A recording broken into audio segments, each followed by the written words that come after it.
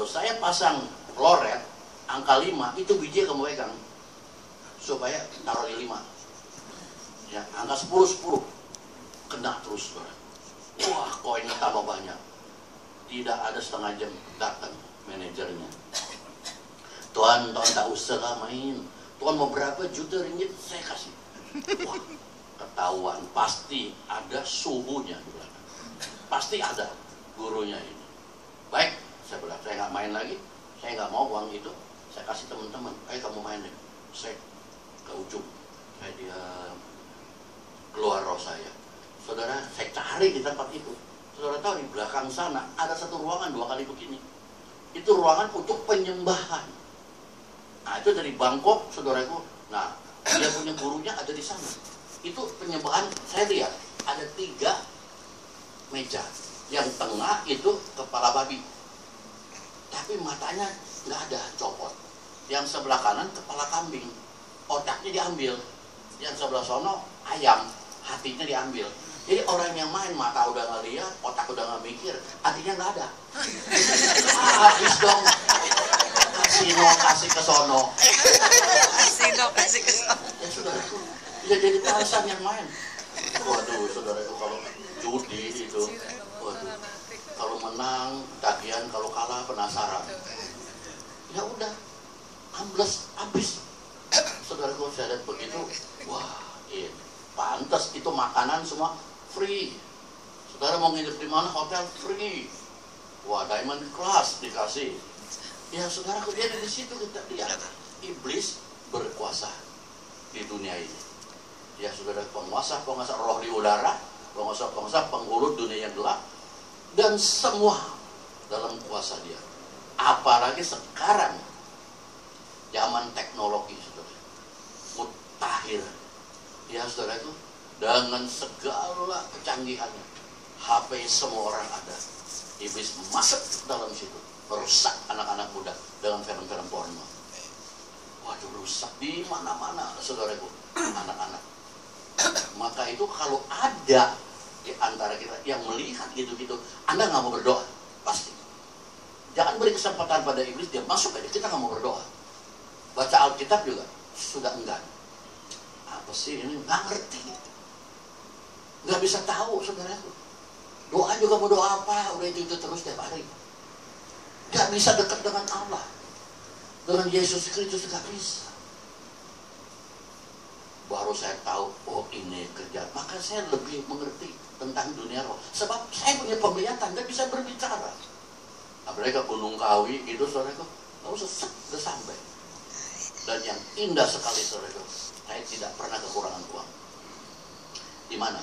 Saya bisa lihat di televisi, pertandingan sepak bola, tiap hari ada. Saya hanya seperti bentar, baca. Itu Ong Tian Teong Ong, baca mantra itu. Saya tanya ke sana, berapa ntar standnya? Maunya berapa? Bisa di setel. Mau Inggris lawan Perancis, bisa saya tahu. Pasang, teman-teman pasang, waduh saudaraku, semuanya kena. Memang orang judi kalau kena terus kan ketagihan terus saya.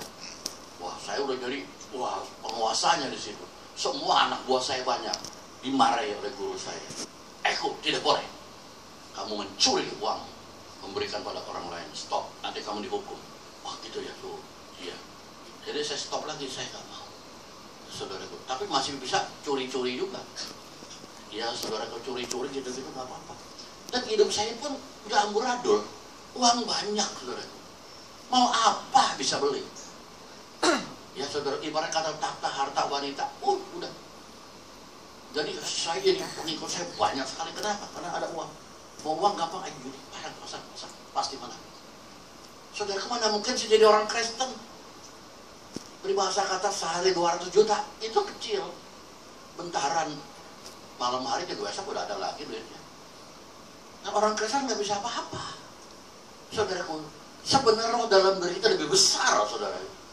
Kalau nggak Tuhan nggak seperti begitu katakan kepada kita. Jadi kita belum menghayati kepada dunia roh. Nah saudaraku, udah sampai ke Bangkok. Ke Bangkok saya diajarin tangkap roh orang. Bacaannya, mantranya saya nggak bisa huruf Bangkok. Ya, tetapi ejaannya saja. Seperti Anda bisa lagu ya, Cu Yesu ini, Cu Yesu wah nggak tahu tuh suratnya kayak apa.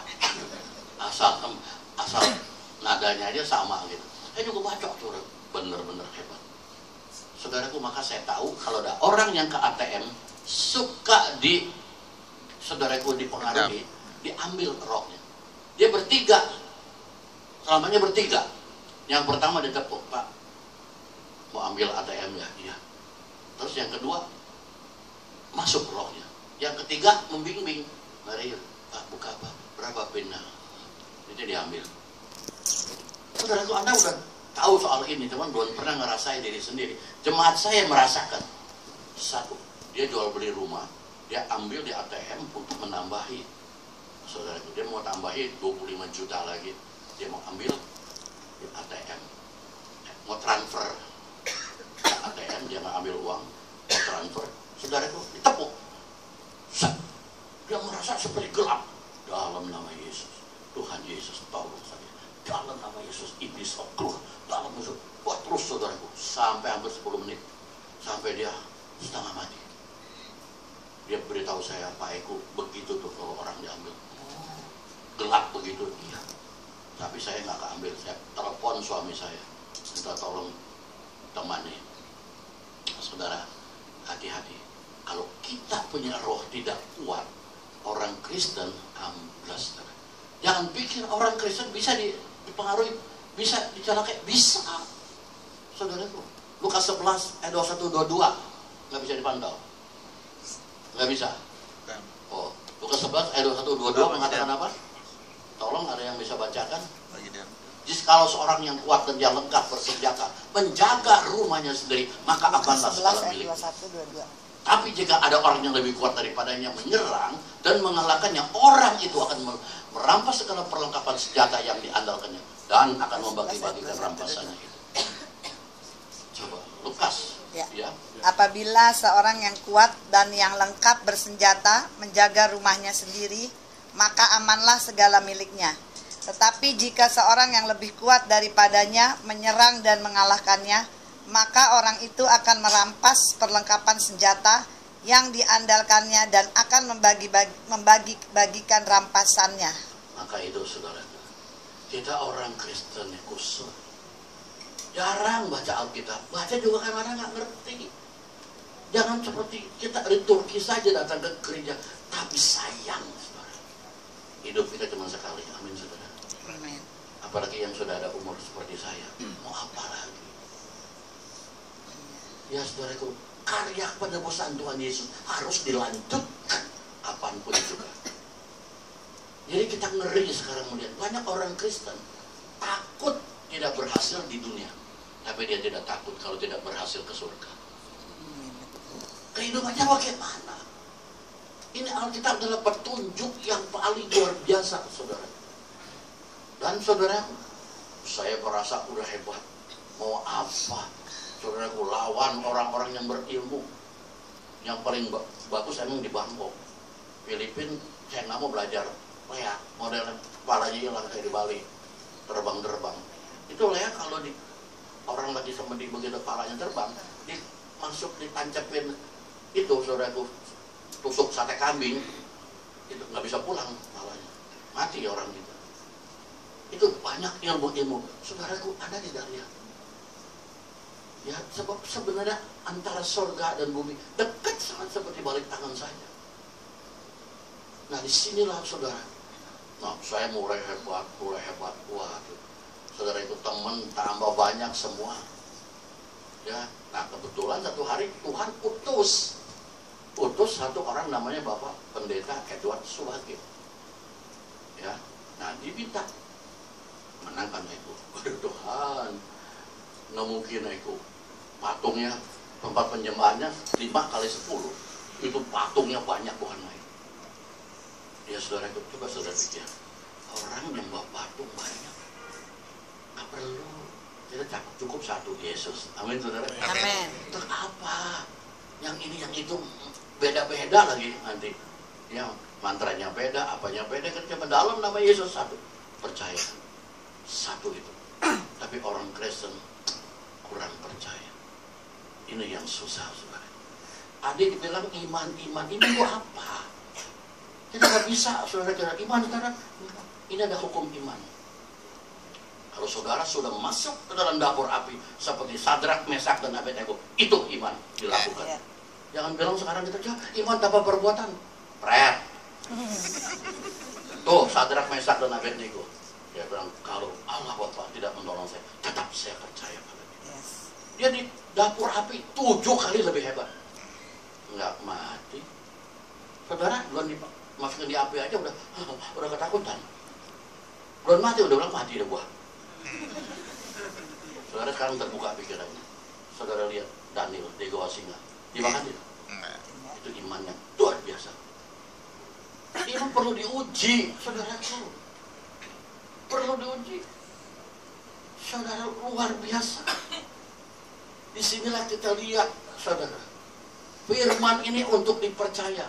Perintahnya untuk ditaati. Janjinya untuk kita nikmati. Amin. Saudara, umpama saya ada pohon duren kecil. Saya kasih Pak Sugiat. Pak, ini pohon duren. Percaya? Percaya. Tanam. Pas di bawah jemaat. Kenapa Pak? Punduran kata Pak Eko. Dari Pak Eko kita dibawa ditanam. Setiap orang aja bilang itu punduran. Belum ada buahnya. Belum lihat durennya. Tapi percaya, inilah firman Tuhan. Amin. Kalau Allah berkata itu pasti jadi. Amin. Saudara lihat iman kita. Kalau Sadrak, Mesak, dan Abednego bisa selamat, jangan main-main itu iman. Saudara, iman mendahului bukti. Iman mendahului proses waktu. Iman melampaui rasio. Saudara mau bertindak dengan iman, biji sesawi, tar dulu. Bener gak kita? Apalagi ini saya lihat. Siapa yang bawa jiwa? Ayo, setahun bawa 10, ada? Ada. Korting 5. Korting 3, 1 juga gak ada. Kalau ke gereja hanya ada itu tuh lagi. Bapak, anak, mantu udah nggak bawa jiwa. Jadi saya ngomong enak, saudaraku. Ya, amin saudara, amin semuanya. Perbuatannya mana? Nggak gampang loh, saudara. Jadi orang Kristen gampang, tapi hidup orang Kristen tidak gampang. Saya kasih tahu. Banyak orang ngeluh, kenapa sih ini nggak boleh, itu nggak boleh. Seolah Tuhan tuh larang kita. Nggak boleh ini, nggak boleh itu, yang nggak beres, nggak boleh. Tuhan bukan larang kita, Dia memberi kita keselamatan. Amin. Tapi kita masih, nggak apa-apa Tuhan, film porno ini 2 aja 2. Tambah 1 lagi, 3. tambah 1 lagi, terus akhirnya ratusan, saudara.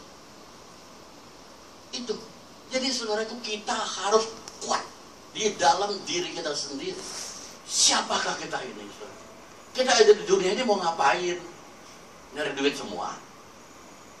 Enggak, saudara. Kalau saudara cari Tuhan, saudara pasti hidup. Cari Tuhan maka kamu akan hidup. Nah di sini, jadi kita lihat, saudaraku, saya ini dulu sudah salah. Udah salah, saudaraku, dia datang ke saya itu, Bapak Pendeta Edward. Dia bilang saya, saudaraku, main kuasa gelap. Ngamuk saya. Diceritain soal Yesus nggak ada. Emang nggak ketemu. Kalau orang Kristen di dalam roh, saudaraku, ya beda. Di dalam Tuhan, di dalam kuasa gelap.